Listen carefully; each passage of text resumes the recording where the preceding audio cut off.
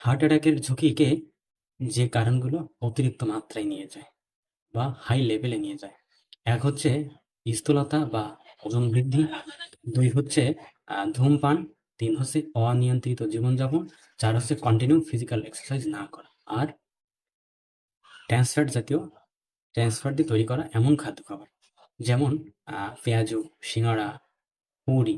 কারণ ওই কড়াইয়ের ভিতরে কালো তেলকে দেখলে একটু ভয় করবেন বা তখন আপনার হার্টকে একটু চিন্তা করবেন।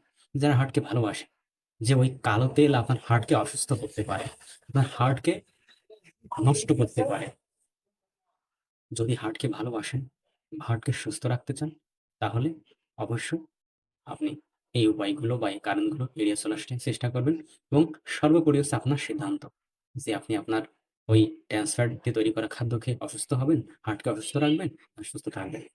তেমন ধরনের আরো ভিডিও দেখতে চাইলে doctor Shafiq Facebook, YouTube, Instagram এবং টিকটকে ফলো দিয়ে পাশে থাকতে পারেন। এই তথ্যগুলো শেয়ার করে সকলকে জানিয়ে দিতে শেয়ার করতে পারেন। ধন্যবাদ।